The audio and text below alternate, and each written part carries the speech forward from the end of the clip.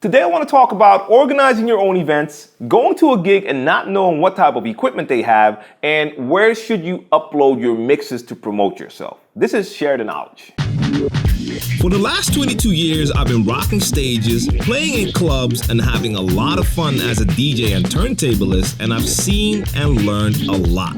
Now it's time for me to share that knowledge by answering the questions that can help you become a better DJ. I'm djTLM, and this is Share the Knowledge. Guys, what's going on? Welcome to episode 6 of Share the Knowledge. I'm djTLM and you're watching djTLMtv, or you tuned into the podcast on soundcloud.com/djTLM if you want the audio version. I have a lot of questions that I'm going to answer today. If you want to ask me a question, go to Twitter or Instagram at djTLM, add the hashtag Share the Knowledge, and ask me a question for future episodes. Now, I have a lot of questions ready, but first of all, I have to give a big shout out to Gary Vaynerchuk, aka Gary V. And this is his new book, Ask Gary V. And I will be reading that book this weekend. And happy Easter to everyone out there. I'm pre-recording this video because I'm going to take time out to read that book, take time out to be with my kids. But I wanted to make sure that you guys have more content. Now, the reason I'm mentioning Gary V is very simple. I really like all the information he has to offer. I get a lot of motivation out of not just the information he gives me, but his whole attitude. He gets me fired up, and I've already learned a lot from watching his videos. And his show, the Ask Gary V show, is definitely one of the main reasons why I chose to switch from my normal Q&A videos and turn it into this show format that I'm using right now, because it felt great to watch his shows, and I see that you guys enjoy this format as well, and I'm having a lot of fun doing it this way. So big shout out to Gary V. I'm learning a lot, and hopefully I know I'm going to learn a lot more by reading this book. So let's get into the questions right now. The first question is from DJ Creative Mind. I currently use a Pioneer DDJ SZ as my main unit. When I DJ other events with other DJs, like clubs and parties, I never know what it could be. So what he's going to play on, controller, vinyl, CDJ, and always have some nerves on not knowing what I'll be spinning on. Any suggestions? Yes, I have a suggestion, and this is not meant in a disrespectful way, but you need to check your ish. Yeah, you need to communicate. It's definitely no way that I would ever go to a gig and not know what's there. If you want to bring your A game, and you want to bring your A game every time you go out and do a show, you need to know what you'll be playing on. Because if you use CDJs at home, or you use a controller at home, and you come to that gig and they only have vinyl, you won't even be able to play because you do not have vinyl. So whoever booked you for that party, or whoever contacted you to come play at that party, you talk to that person and you make sure that they check out what type of equipment will be there, or better yet, you have a technical writer, and in that writer, you state what you need for your gig. Now, if you're a beginning DJ, it might seem a little bit scary to go demand certain equipment, but even if they don't have what you want in your writer, it starts the communication, and they can always get back to you and let you know, like, hey, you want this? We don't have that. We have a CDJ set. But then you know what they have. But you need to communicate, and you cannot, I repeat, do not go to gigs if you do not know what they have there. Now, next up is a question from Baseballer Zach14. Hi, djTLM. I've been practicing my DJing for about a year and a half, and I've bought a lot of music since then. I have about 1,400 songs in my library, most of which I know pretty well. I've been reading articles and watching videos, and they all talk about knowing your music, which I get, but it seems like these DJs know exactly how many beats, bars, or phrases are in any given point in any given song. My question is, should I know my songs to that extent of depth? If so, is there an easier way to figure that out? Or would I have to listen to all 1,400 plus songs to know? Please help. I have some very good news for you. No, you do not need to study all those 1,400 songs from beginning to end to know each and every bar, beat, and phrase, because that's not how it works. How it works is that you practice on counting beats, bars, and phrases. Once you understand how that works, you will see that most songs have a certain structure. Now, there's different structures out there, but most songs in certain genres will have that same structure, a similar structure. And in my case, if I'm playing hip hop, a lot of the hip hop and R&B songs have a similar structure. They will start out with an 8-bar intro, then you get an 8 or a 16-bar verse, and then you get an 8-bar chorus or hook. Then you get a verse again, 16 bars. Now, it's definitely not always that same format, but that is a typical structure. So you get used to that structure. And if you know how to count beats and bars, I don't even count. I can hear. You can sense it because you understand. You're so used to that structure. We all use that 4/4 time signature when we're playing, so you're used to that structure. I've seen people who've seen my mix tutorial videos, and they saw me talking, and while I was talking, I was telling them like, okay, now here's bar 8, and then I started to do whatever, and they were asking me like, how could you count when you were talking? That's because I'm not really counting. I already know the structure of songs, and I can feel when that final count of that phrase is coming. And that comes with time. The more you play, the more you practice your counting, it becomes natural. And after a while, you're not thinking about it anymore. It's the same with sports.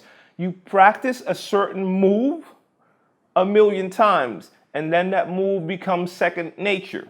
Same when you're shooting a free throw as a basketball player. He knows the technique. He's not thinking about, okay, right now I have to pull my wrist back, hold my hand in that angle. No, that comes with time, with practice. And that goes it becomes second nature. So learn, keep on practicing, and that will come with time. And if you know your music, then you will know the songs that have a different structure. Because I have certain songs that don't have that 8-bar hook, but they have a 4-bar hook. And I found out because the first time I heard it, it surprised me because I wanted to do a certain transition, and all of a sudden that hook was finished early. That will happen to me once, and then I realize and remember, okay, if I play that song, that has that different hook.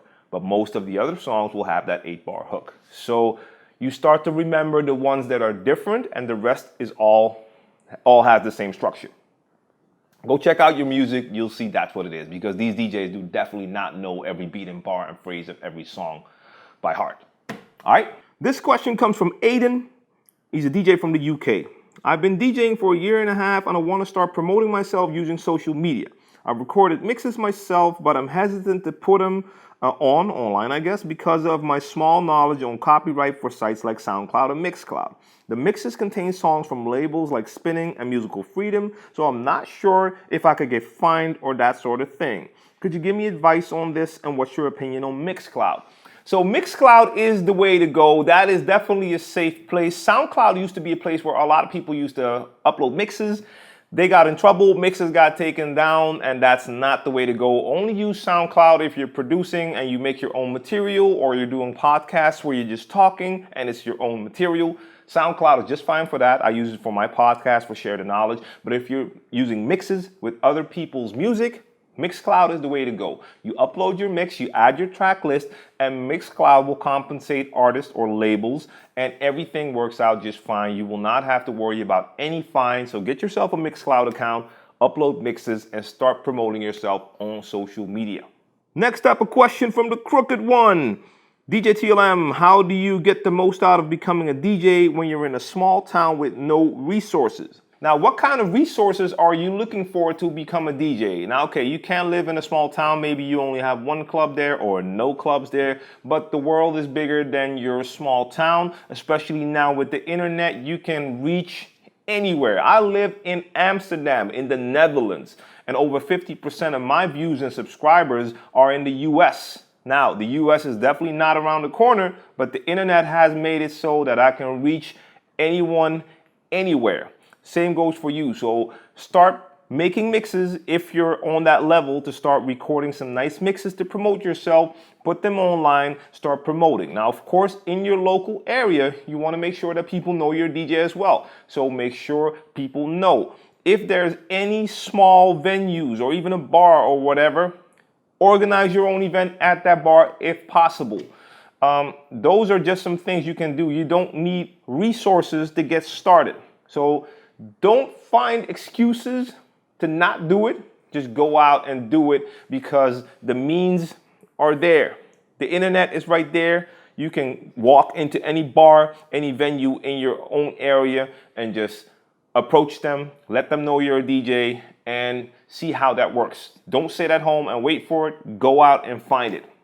That's the best advice I can give you right now. But of course, I don't know what level you're on or anything of that nature. So if you want to give me more info, holla back. All right, I have one more question. I don't know who it's from. I cut that off, but I'll find out. Hey, TLM, just a quick question. I'm about to organize my first own gig as a DJ. Maybe you could just give me some tips on how to approach it and what to take care of. I already have a nice venue, but you could still feature this aspect since I'm sure that there are many DJs out there interested in this topic. Now, this fit perfectly with the last answer I just gave about organizing your own thing if you're in a spot with not a lot of resources or a lot of clubs. Find a bar or whatever. Now, you're going to organize your own event as a DJ, your first own event. I'm guessing you're doing this to promote yourself. That's good. Don't sit and wait for gigs. Go out there and create your own. But you already found a venue. I hope it's not too big, or you need to know in advance that you have so many people coming that you can take a bigger venue. But it's always good to start small and have it packed instead of having a bigger venue and it's only half full. So try to start small. Make that call to action to all your friends, anyone you know that might like your style of music, get them in there. And even if for the first 5 times it's just you and your friends, but the vibe is great, you still get a chance to have some promotional material out there that says that you're a DJ and you're playing at that party. And other people, even if they only notice it once, they still see you on a flyer as a DJ because you want to get your name out there. Now, of course, word of mouth is important. So the people that are at the party, if they're enjoying themselves, make sure that they spread the word. So you want this to be a small thing that can grow into something bigger. So, of course, you want that party to be the place where you can promote yourself as a DJ so people can hear you. You want to make sure that that party gets talked about so people heard about this DJ at that party. Next time they want to come check you out too. A promoter might hear about this party going on in this small club and it's great and you're the DJ that's playing there and he might come check you out or he might check your promotional material online and book you. Man, is there anything else that I can add to this though? You might have to invest a little bit. So this event might cost you a little bit of money. Make sure it doesn't cost you too much, but you might have to spend a little maybe to rent that venue or to make some nice promotional material or anything of the sort, but that could be worth it. This is not a party about making money, so you might not even charge for people to get in. Maybe make it free so it's packed because that's more important. But the return of that investment is you gain some attention, some notoriety because people can see that you're playing at parties and that can really help you out. It's really hard to just think of advice. It's been a while since I organized my own parties though. It can be a headache, but if you're starting out, it's just a great thing to do. And I always tell people it's great to just start to do it.